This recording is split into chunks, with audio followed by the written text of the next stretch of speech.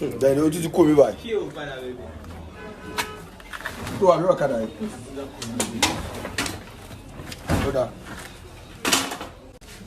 I ain't laddie. Kí ló ń ṣe ginger? Documentary. Documentary wey o. Documentary bú ló ń ṣe. What's wrong with you? Nothing. Are you sure?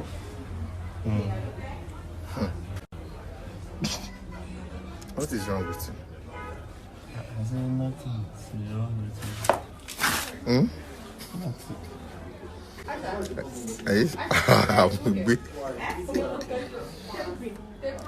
you sure you're okay? What am I doing?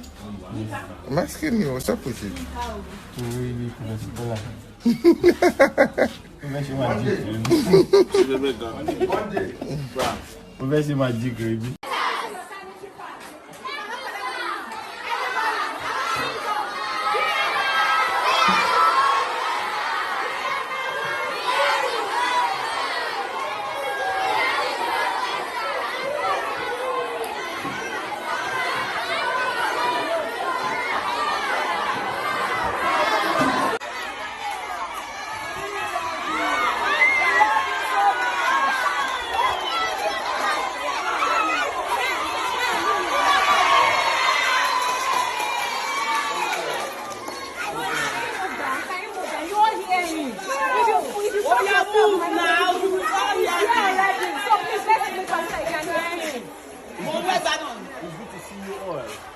And then you guys are doing amazing.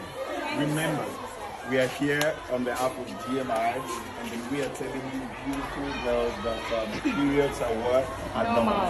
It is not wrong.